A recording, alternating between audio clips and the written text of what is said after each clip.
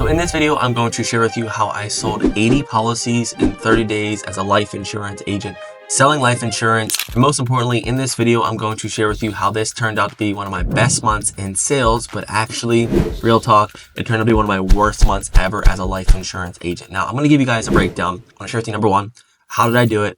Number two, I'm going to share with you the mistakes that I made. And number three, I'm going to share with you a secret about the life insurance industry, about people making money in this that no one wants to share or no one wants you to find out. So wait until the end. I'm going to give you guys the secrets. Now, before I jump in, let's give you some real proof and evidence. If you don't know who I am, I've sold over $500,000 worth of final expense life insurance on my own pen as a life insurance agent. And you can see here, the title of this video, I sold $87,362, resulting in over 80 policies in 30 days.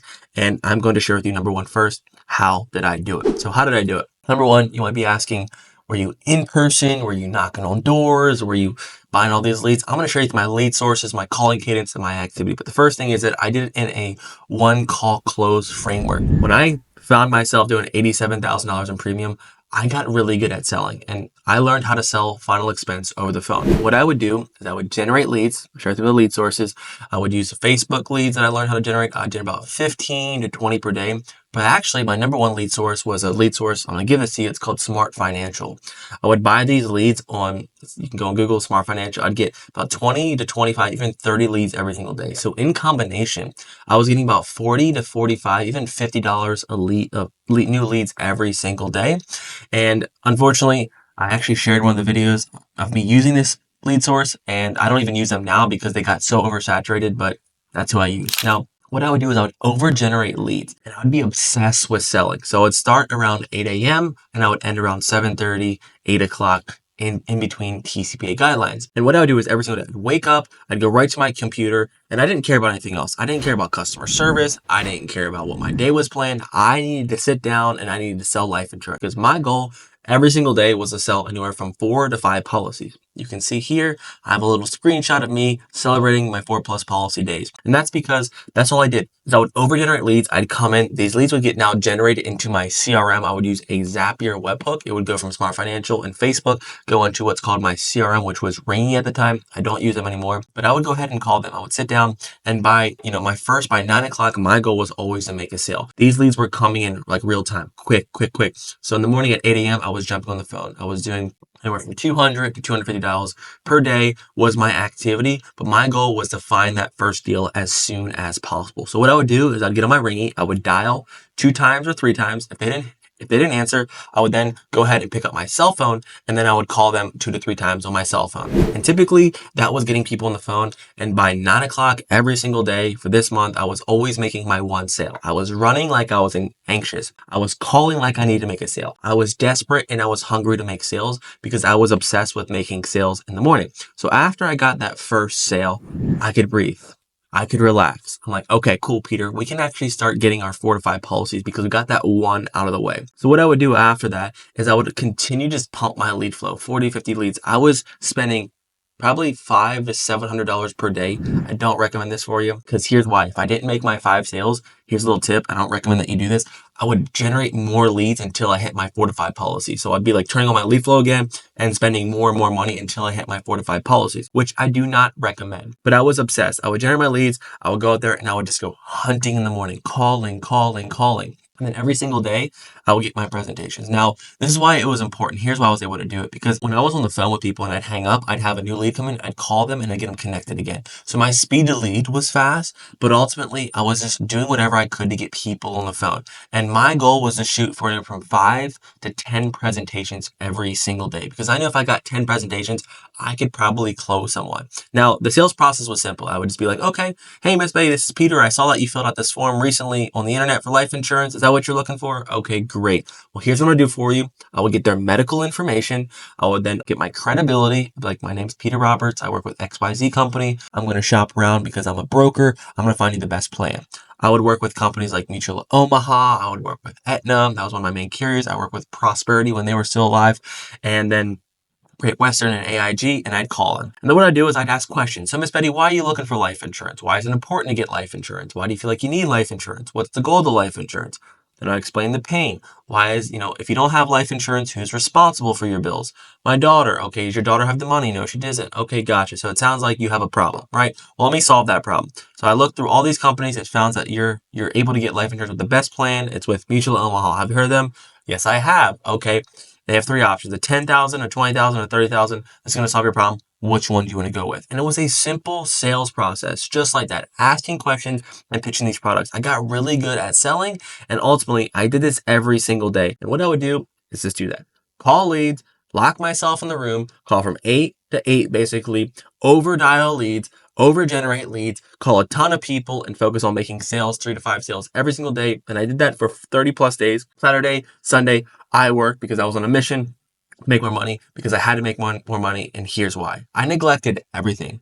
I neglected customer service. I neglected my life. I neglected my girlfriend at the time. I neglected all my chores, my responsibilities. All I did was focus on selling. Now, I don't think this is healthy, but I did it. And it was one of the hardest times in my journey as a life insurance agent, because I made some huge mistakes that I want you to avoid. Let's be honest and let's be real. One of the biggest regrets that I had in this month, looking back, is I didn't treat my clients as trying to build relationships. I didn't try to build relationships. This was a very transactional sale. It was quick, straight to the point. See ya, peace out, hope I'll never see you again. It was like a hookup. I was hooking up with these clients, basically. I was calling them, closing them, and seeing them, and never talking to them again. And I don't think that was a healthy way to build a business. And it actually came back to bite me, because another mistake that I made is that I was just doing what's called like the approval close. So, Miss Betty, we can just see if we can get you approved, and you can always push it out to another date. Does that work well? So I was selling a lot of people. I was getting my name on the leaderboard. I was posting the sales, but at the end of the day is I was just getting people approved. So what happened when the first of the month came or the third of the month came? People were telling me I can't pay for it. I got to cancel the policy. And I had cancellations out of you know what, because of the way that I was selling. Now, this really scared me, and I had to go into overdrive of selling, because I would wake up $400, $500, $600, $700, just credit card, just like that, off of leads that I spent yesterday. And then I also see, when I open up my computer the next day, $1,000, $2,000, $3,000 worth of chargebacks because of the way that I was selling. And yes, on paper, I was looking good, but I wasn't building a business that was sustainable. I wasn't selling the right way. I wasn't trying to build relationships with clients that are going to refer their friends and family and actually build a pipeline of good business. And most importantly, I wasn't tracking my lead costs. I wasn't tracking my acquisition costs. I wasn't tracking my chargeback costs. I wasn't tracking my phone costs. I didn't have anything on a tracking sheet. I didn't know what I was doing. So all I cared about is I thought if I get more AP on the leaderboard, then my bank account actually has to grow. But what I saw was that I actually placed about 30% of that business, and after chargeback and lead costs, I didn't make a ton of money. I did not make $80,000. I didn't make $50,000. I think I made around $30,000 or $25,000 of profit that month, after all that work, after all that headache, after all the worries, after all the scares, because of the way that I was selling. And those huge mistakes almost frightened me. And those next few months, I was thinking about actually quitting the business, because I was like, how can I make all these sales and not make that much money? Like, after all I did, how am I going to do this? How is this sustainable? And I couldn't do it. So I lowered my lead costs down. I lowered my, my spend down, and I tried to build better systems to make me more profitable. But I want to share with you, those mistakes taught me a lot of things. And the one secret that I want to share with you, that I promised you that I'd give to you about this 80 policy month, the overall hype on the leaderboard, that feel good, that dopamine every single day, the 4 or 5 hits of dopamines when you're making those sales, it feels good. But I want to share with you guys this. I interviewed 177 agents who are life insurance agents just like you. And I asked them in a question, how much money do you make? And I have the data.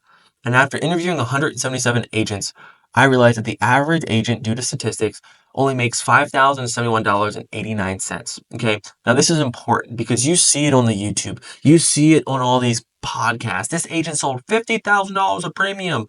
I sold $87,000, sold 80 policies. You're probably thinking this person is rolling around Indo, living the dream.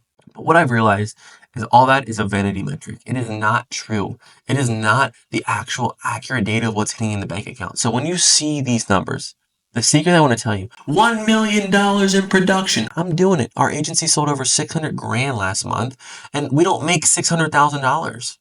Okay. So before you look at the data, before you look at how much is actually you think people are making, dive deeper and just know that there's different metrics. You don't know how much you're spending on leads. You don't know what their acquisition cost is. You don't know what their placement rate is. You don't know, what their overhead is. You don't know if it's guaranteed issue or simplified issue. You don't know what their advance is. You don't know what their contract rate is. You don't know all these metrics that go into that data. So next time you compare yourself to someone who you think is making more money than you, backtrack and focus on what you can actually control and how you can build a profitable and scalable business that's going to help you feed your family and allow you to make more money. That was my story. That was my full breakdown. The scariness, the wins, the fluff, the truth, and the reality of what it was like selling 80 policies in 30 days. And I just want to give it to you because my mission here at Legacy Family Life is to share and build people so that they can allow themselves to make six figures without the risk, without the chargebacks, and ultimately give you guys content that's going to allow you to feed your family, provide more for yourself. I don't want to sell you anything. I don't have any courses.